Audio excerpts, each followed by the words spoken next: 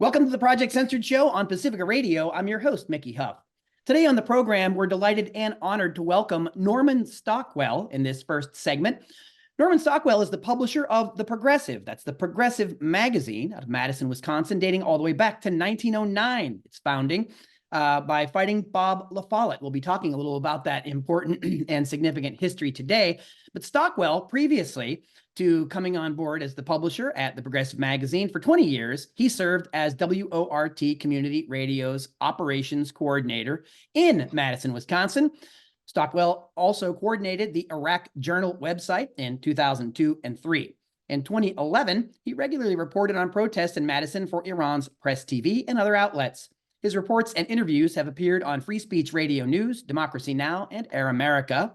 Also in print in Z Magazine, The Capital Times, also Alternate, Toward Freedom, and also the Tico Times, Feminist Connection, and elsewhere. Stockwell is co-editor of the book Rebel Reporting, John Ross Speaks to Independent Journalists. Norman Stockwell, welcome to the Project Censored Show today. Thank you. Thank you very much. It's great to be here and longtime fan of Project Censored and all the great work that you do as well.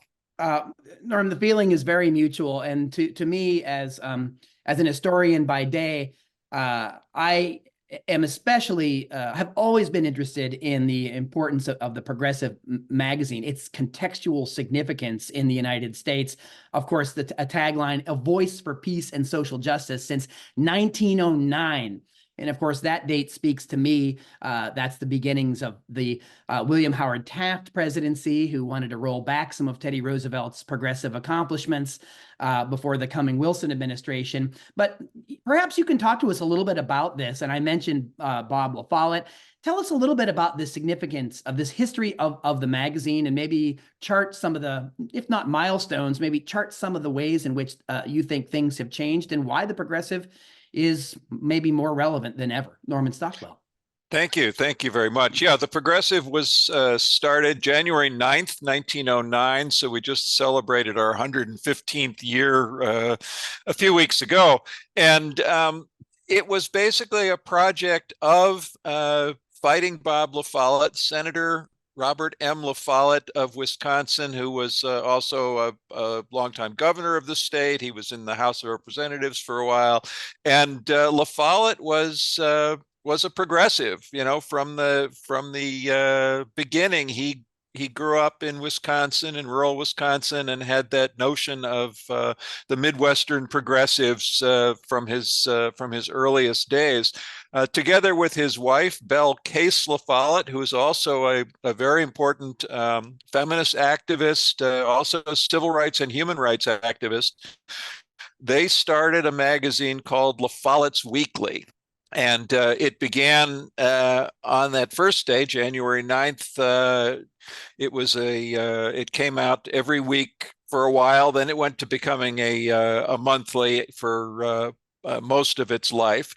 And the idea was to have a magazine where progressives could talk about issues that were at play in the nation. And so it was local journalists, and it was also national journalists who were writing pieces for the magazine. There was a lot of connection with some of the other progressive publications, particularly around the Midwest at the time. Of course, now, you know, we have a very small number of progressive-minded print publications left in the United States, and all of us, you know, have a warm relationship with each other. But it's not the huge pool of resources that you had 115 years ago.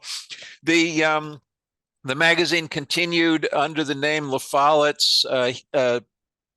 Bob Follette died in 1925. His wife, Belle, kept the magazine going until her death in 1931. But in 1929, they changed the name to The Progressive. And the idea was it was really a banner carrier for the progressive movement. And so since 1929, we've been called The Progressive, monthly magazine, up until a few years ago. We went to bi-monthly, and we now send out a print magazine every other month. So February, April, June, etc. And then we also have a daily website, which has been active and live for the last couple decades now. And the website has all the magazine content, but it also has daily news stories, things that are more timely and tied to the news cycle. The magazine pieces tend to be sort of longer, deep think pieces. So, Norman Stockwell, this history is rich and in terms of independent or alternative journalism. And I want to point out historically, Follette, many of the progressives at the turn of the 20th century were in the Republican Party. And of course, historians are aware of this. A lot of the general public, however, that gets confusing for them, how the parties do those things. And the Democratic Party was often seen more as the party of the South, coming out of the Civil War and Reconstruction period. Can you talk just a little bit maybe about some of those dynamics and how has that ever really affected what you all do at the Progressive in terms of party politics? Because progressivism historically seems to have a thread that sort of weaves between the parties and actually transcends them in some ways. Comments on that? Yeah, well, I mean, there was a couple of different iterations of a progressive political party. And the one that we may talk about a little bit later in the program is La Follette's own brand of the Progressive Party, which was inaugurated for his 1924 run for the presidency. The Republicans, for the most part, in the late 1800s, Lincoln, of course, was a Republican, and the Republicans in the late 1800s and early 1900s were a progressive party. They were in favor of working people's rights and against the great corporations that were taking hold and really controlling so much of the country. And, it's interesting when our magazine got started in 1909, the first 5 issues of the magazine contained this 5-part series on the press and how all of the press of that day, and this is, I'm sure, to you folks at Project Censored, this is, very familiar, but all of the press at that day was beginning to be controlled by corporate interests. And so this analysis of all of the existing newspapers and news organizations was quite revealing in its day in the early 20th century. The magazine itself is nonpartisan. We're a nonprofit, and we're not connected to any political party. And as La Follette himself said early on, we will criticize both Democrats and Republicans when they deserve it, and we will praise them when they do things that they deserve. And so that's always been the case. If you look through the pages of our magazine, even up to the most recent issue that just came out this month, what you see is both critiques of Democratic Party politics and Republican politics, with an idea, with a lens of grassroots political movements. That's really what the Progressive covers, is grassroots movements creating change, working for peace, working against militarism, working for workers' rights, for a sustainable environment, human rights, and justice. And that's really been the focus of the magazine from its beginning and today. You had asked earlier about kind of the historical highlights, and one of them was in 1954 when the magazine produced a special issue about Joseph McCarthy. And in fact, the Progressive magazine's 100-page special issue on McCarthy was the largest circulating single issue of the magazine ever. It was reprinted multiple times and distributed by various groups. I have a couple copies of it that have, the banner on the top, this is distributed by such and such an organization. And the idea was, really to do an analytical look at Joseph McCarthy. And so it was a series of articles. It came out at the same time as Edward Murrow's famous takedown of McCarthy, the one that's chronicled in the film Good Night and Good Luck. And so it was part of a national movement of grassroots uprising against the anti-communist witch hunts of the McCarthy era. Other places in more recent years where we have done issues that have highlighted important things. We were one of the first publications to call for the resignation of Richard Nixon, going back to the first revelations about the Watergate scandal, which later became the Watergate hearings, which later caused the resignation of Richard Nixon. But we were calling for that, in the early 1970s.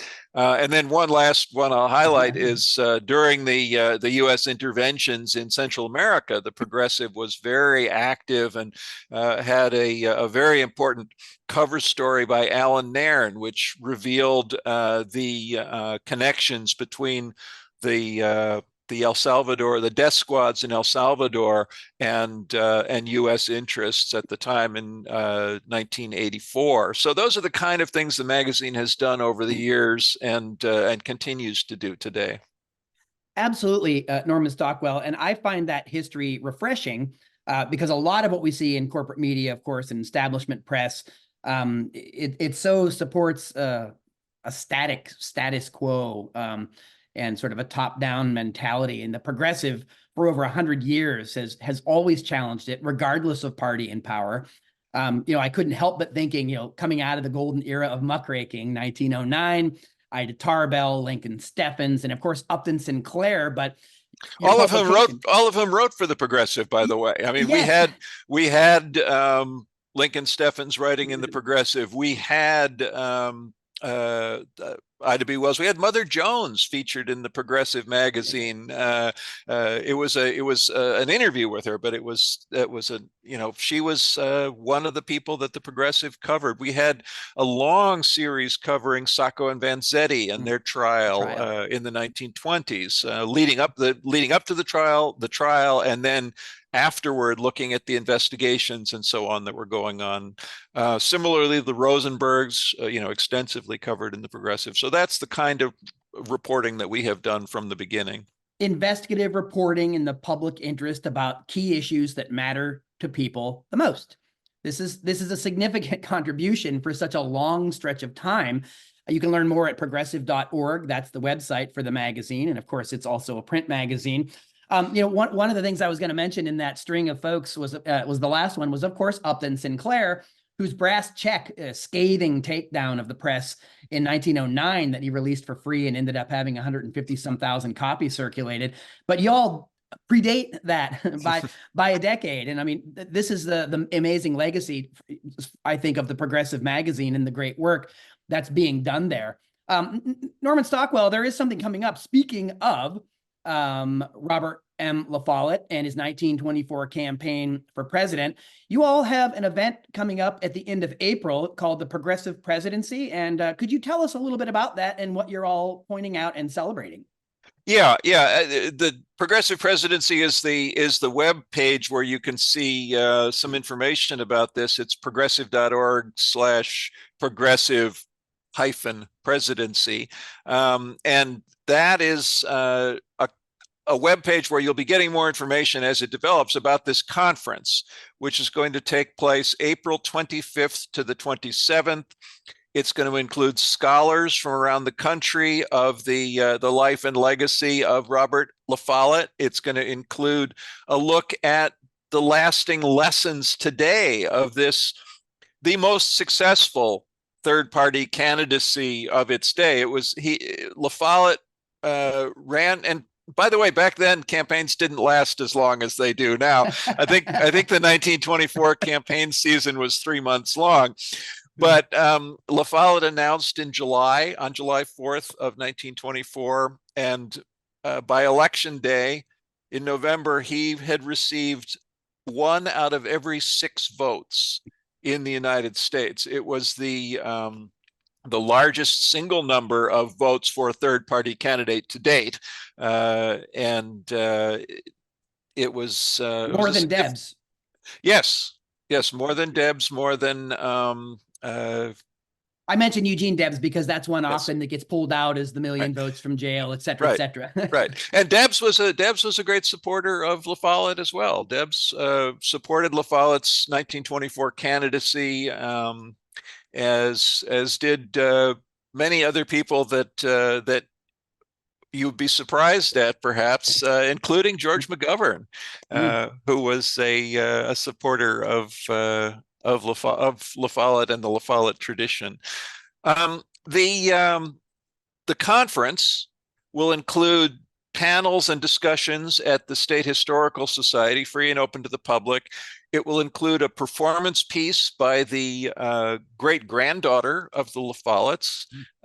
It will include a comic book that's being produced as a commemorative piece, and it will include a public event that's going to have a number of current politicians, including the senator who currently sits in La Follette's desk in Washington, D.C., Tammy Baldwin, and Mark Pocan, who sits in La Follette's former seat in the U.S. House of Representatives.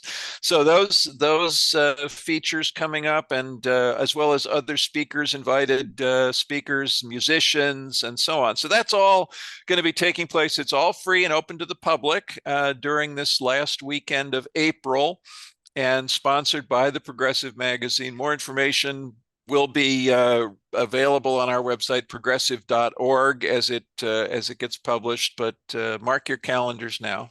Let's focus a little bit now on some of the things you've been doing in the last couple of issues, and certainly areas where you are focusing.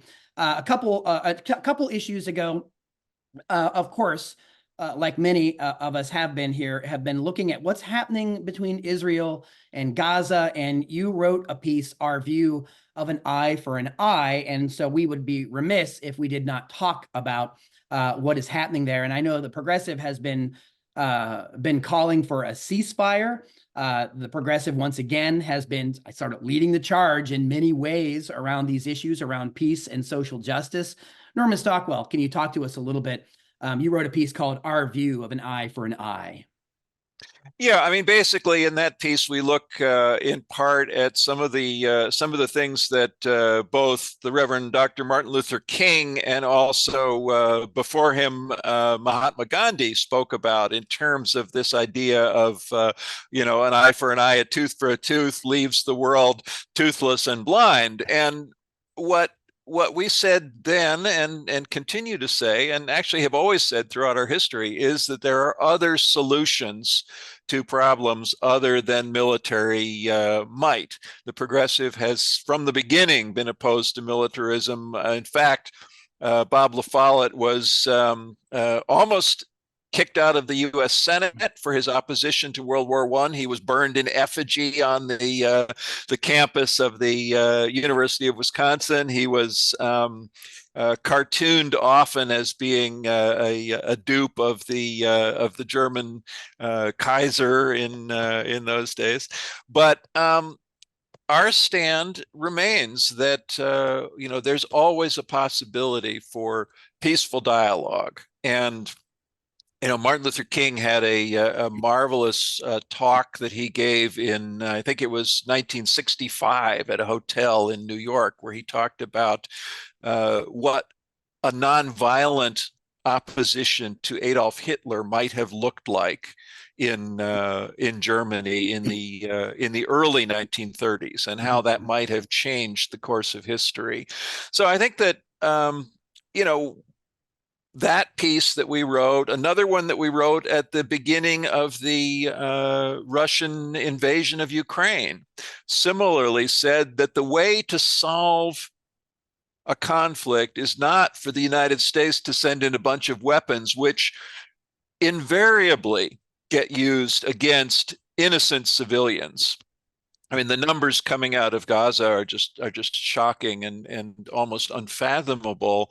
And those are civilians almost entirely, and I think the same thing, we see in the case of the war in Ukraine, where not only is the United States sending, tanks and ammunition, they're sending landmines and cluster bombs, which are something that live with a population for years and years after the actual conflict is over. And you have particularly children being killed and maimed. I mean, we look at the legacy of the landmines and unexploded ordnance in Southeast Asia from the U.S. war in Vietnam that is still to this day causing farmers to lose limbs as they plow their fields, often by hand.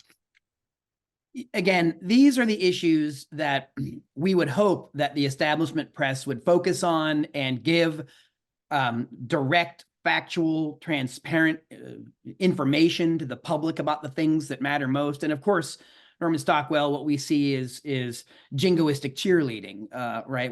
And we see obfuscation, even in the light of what we're seeing, the limited things we get to see coming out of the absolute tragedy that's in Gaza. There aren't really words to describe it. Yeah, you speak about that. You speak about that limited amount of things that we get to see, and I think that's particularly true in this case, where Israel is not allowing journalists into Gaza from the outside. The journalists that are there, that are covering the conflict, are themselves constantly at risk, and their families are at risk. There's been many cases of people's families being threatened on social media, or the random phone call in the middle of the night. These are journalists who are simply bringing out the news of what's going on. And more journalists have been killed in Gaza in the last couple of months than any other similar period of time in any conflict in the history of war. And the Committee to Protect Journalists has been doing a bunch of great work on this. I spoke in this current issue of the magazine with Sharif Mansour, who's the representative of CPJ who covers that region. And we talked about these issues at length. It's in the current issue of The Progressive, and it will be up on our website, progressive.org, shortly as well. We tend to, we publish the magazine, we mail it to our subscribers, and then we put the articles out one by one onto the website to make them available for everyone, because we want the information to get out there.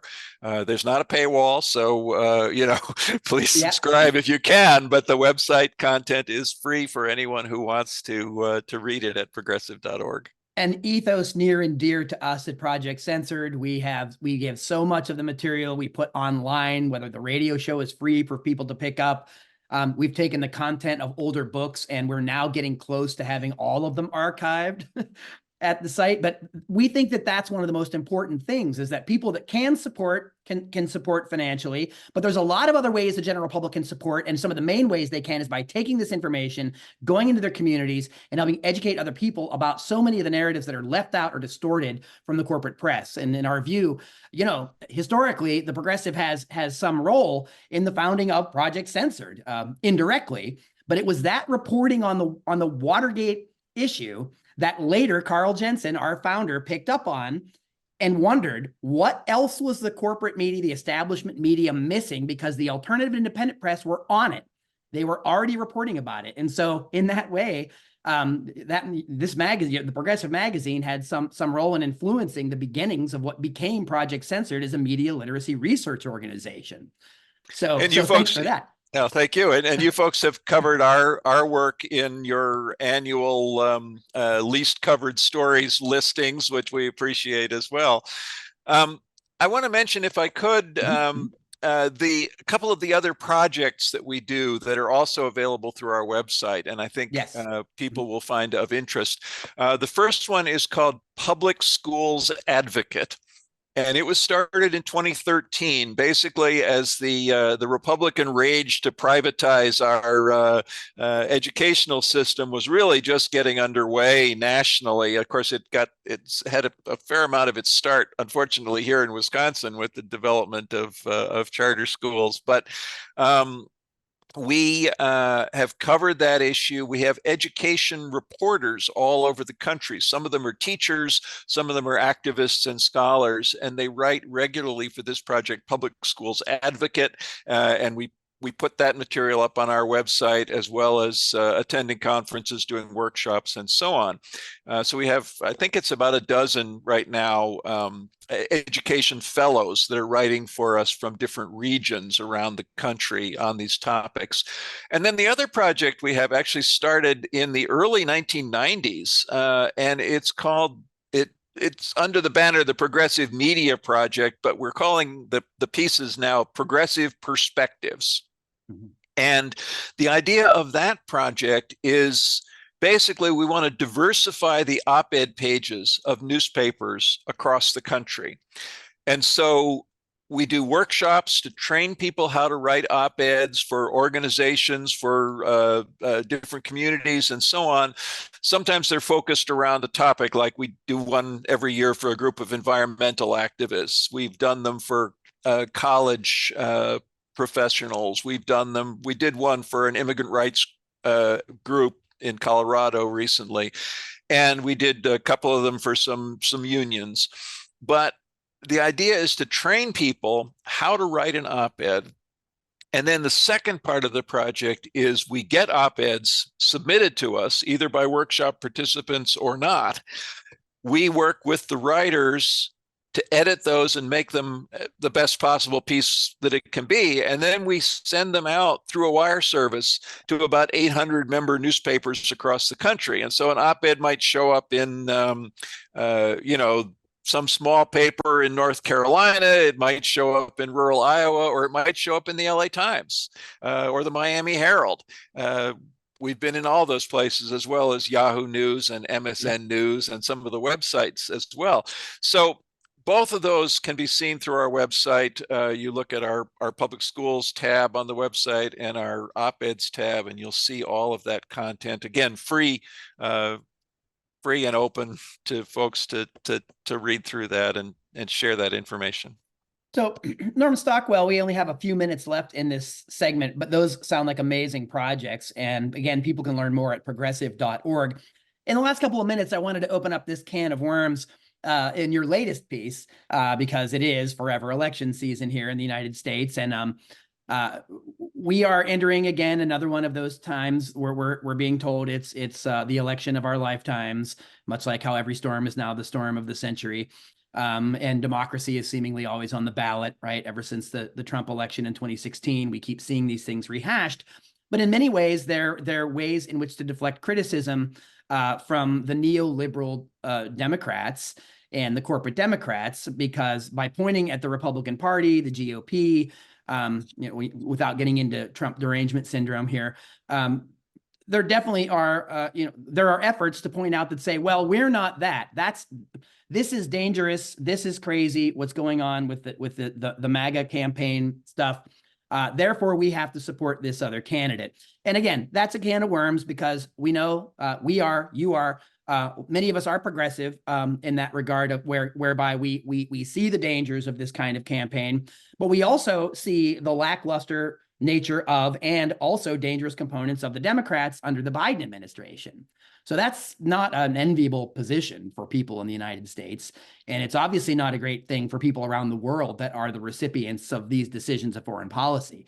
But Norm Stockwell, you call out, I think, some very root and important issues with the Trump campaign by looking at Trump himself literally and seriously in your piece. Could you talk to us just a little bit about, bearing in mind the other nuances we mentioned here, can you talk to us about the significance of this kind of an argument? I think this is something that we need to take seriously. Yeah, and that line, literally and seriously, is actually a quote from Liz Cheney, who was asked on a talk show right after Trump made his comment about being dictator for a day. She said, I think we need to take Donald Trump literally and seriously. And so I try to do that in this piece. And, I wrote about Trump in March of 2016, before the 2016 election. He was in Wisconsin, and I looked at some of the comparisons. This was right after he had retweeted a quote from Mussolini. I thought we should look at some history. And so I looked at what some of the various scholars say about the origins of fascism, particularly Robert Paxton, Kevin Passmore, and so on. I also looked at some of the things that Bertolt Brecht said about the rise of Hitler in the 1930s in Germany, and sort of how that crept into a society. And so, I don't think that it's you can't say that Donald Trump is Hitler, because the times are different and the people are different. But what you can say is there's this very frightening thread, and the two places where that manifests itself the most right now is the one that we've heard some about, which is this project originated by the Heritage Foundation, which is, I'm just dropping the name right now.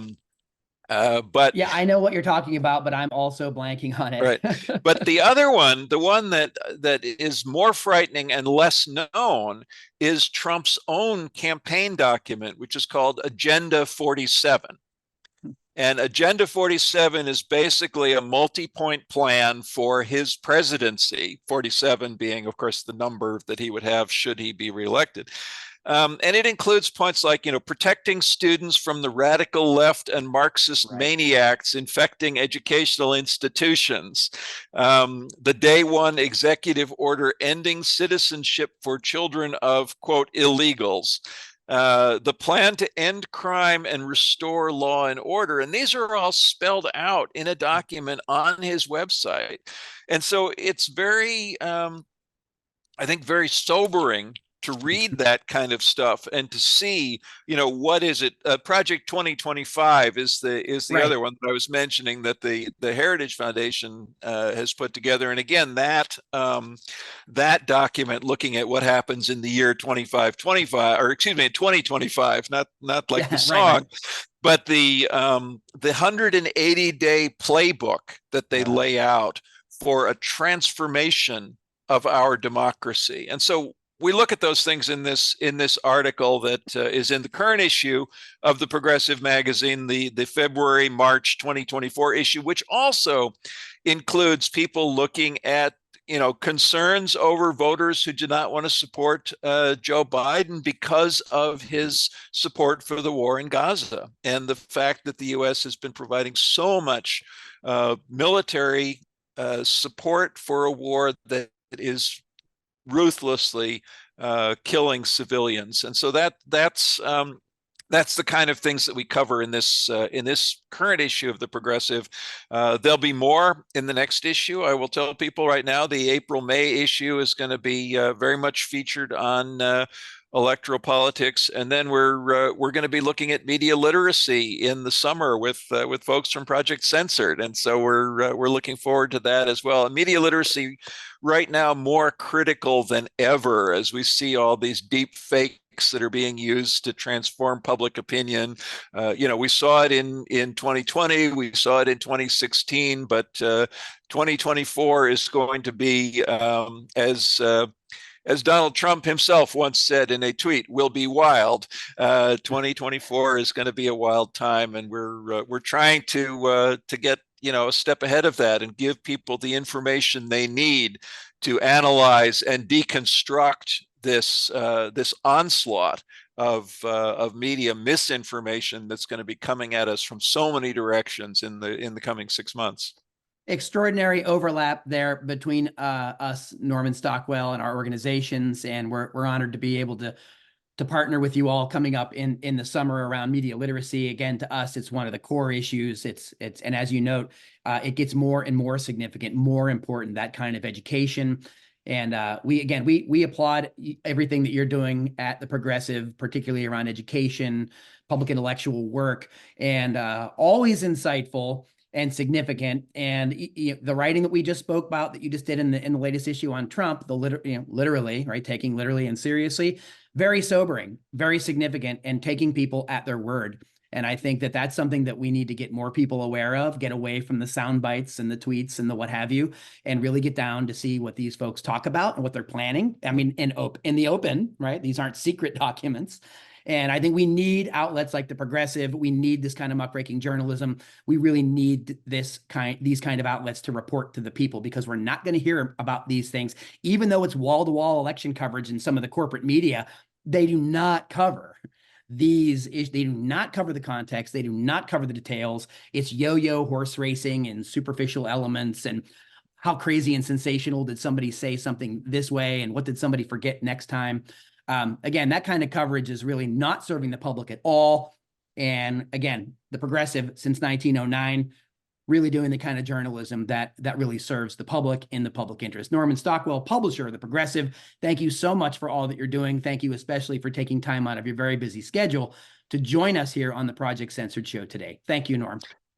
Thank you so much. Great honor to be with you. And I encourage people to check out our work at progressive.org. I also do a weekly email newsletter, which is free. You can just sign up for it on the website. And I try to look at things that are happening in the news and then sort of tease out the articles that we have coming up on the website as well. So please feel free to sign up for that. Excellent. Thanks so much, Norman Stockwell. We'll probably have you on the show again later in the spring to talk a little bit more about what's going on with the Progressive and follow up with your April conference on the Progressive presidency. Thanks again for joining us today. Thank you so much.